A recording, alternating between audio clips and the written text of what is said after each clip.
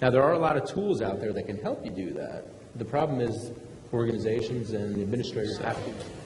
So, yeah, so I mean, again, there's a number of tools. There's an education piece to it, but there's also a number of third parties out there that can help. The key is you need to start leveraging those. I mean, I think it's a matter of doing the right research. It's a matter of coming to these types of events.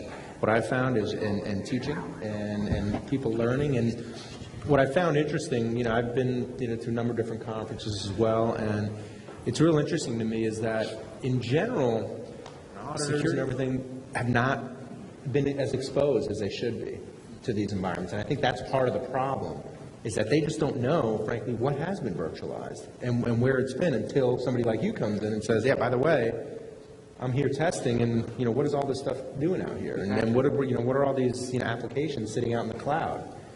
So I think it's just a matter of education and a matter of learning, and over time, when folks come in to do these pen tests, they'll be a lot better prepared. It's made aware. Exactly.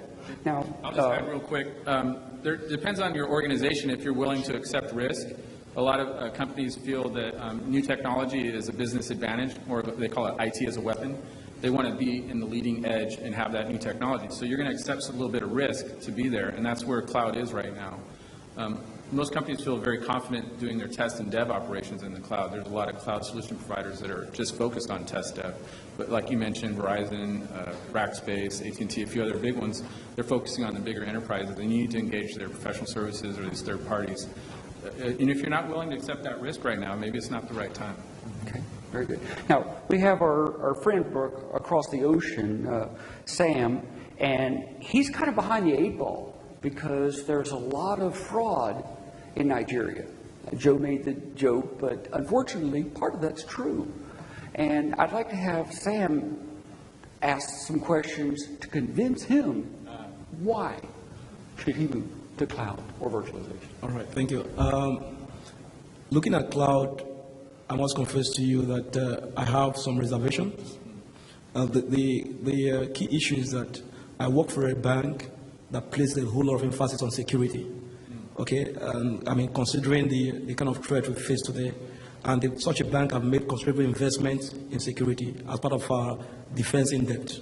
Okay, now the cloud is there. The idea is for me to migrate to cloud. What assurance do I have that the cloud is secure? 1, 2 is that there's the other aspect of continuous assessment and continuous monitoring, which we do in our environment.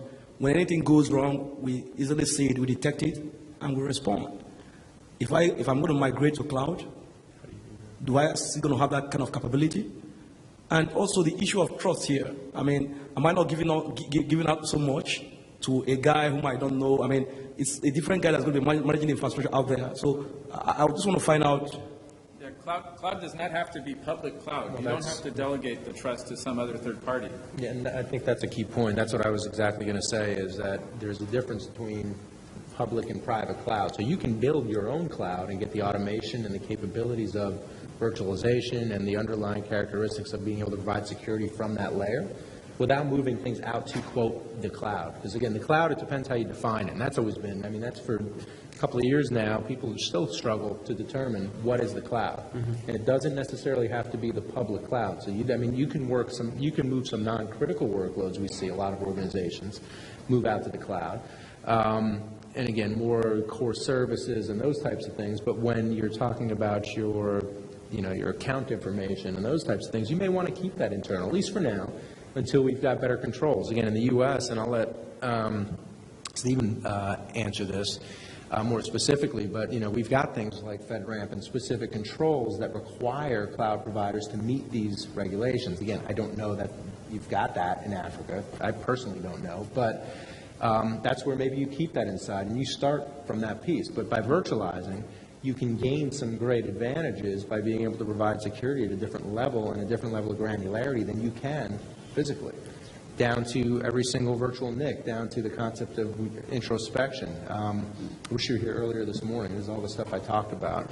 But there's a lot of opportunity there to get better. And then I think the key thing is having the proper audit and, to kind of make sure that your cloud providers are meeting the proper or putting the proper controls in place. And I think that's the key thing. And then being able to feed that back to you.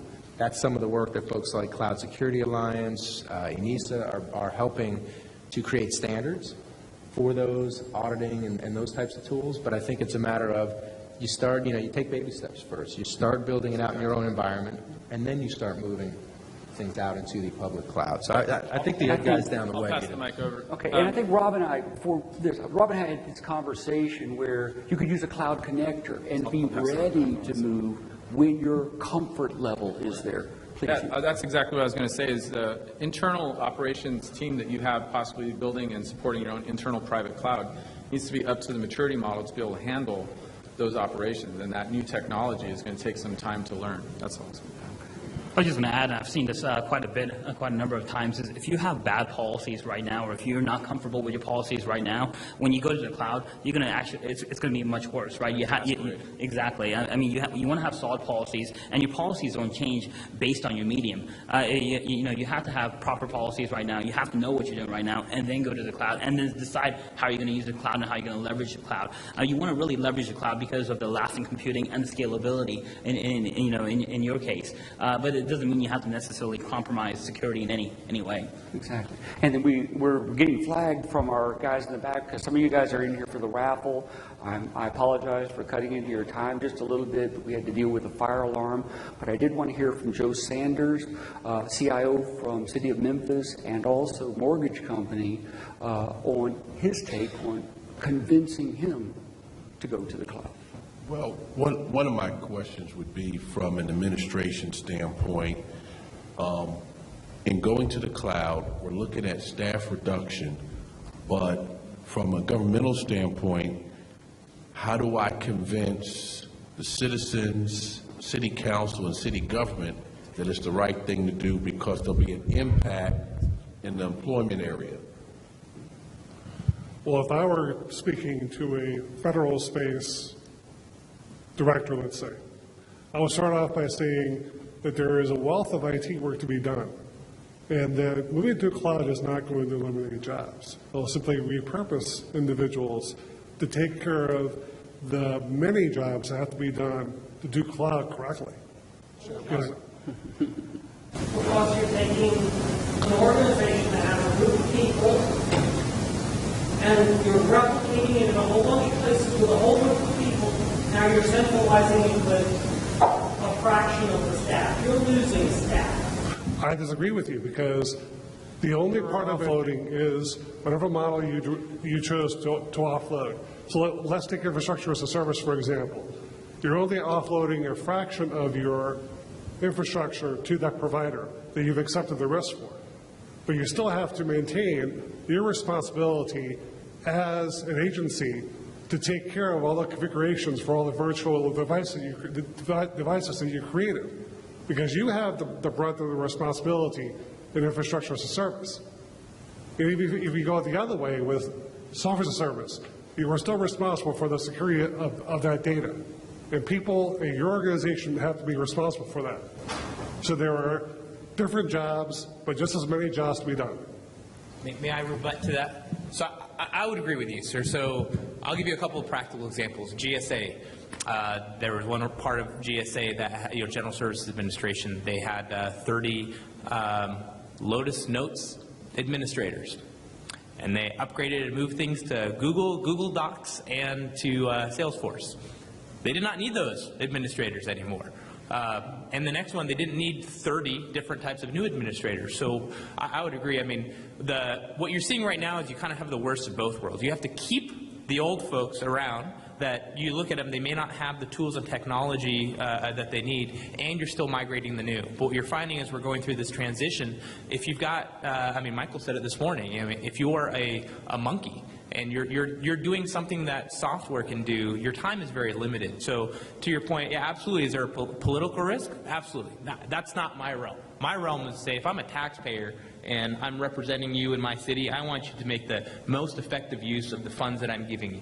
If that means, outsourcing and moving these things, I expect that. If you can lower my tax rates, if you can make my garbage less, that's what I expect you to do. I don't expect, this isn't white-collar welfare to employ folks. Now, with that, what we should be very cognizant about programs. So there's a lot of people that want to migrate to cloud, but we have done a very poor job of giving them the training and the opportunities to migrate. So I think part of us adopting this is we have an obligation to ensure that we educate and we have workforce training programs so that those that have the desire but don't have the capability are able to do that migration. And eventually, I think that's where we're going to get the right size sort of organization. I mean, a good general had a quote the other day, said that the challenge he has is as we get UAVs, he can't take an Apache maintenance technician and make him a cyber expert overnight.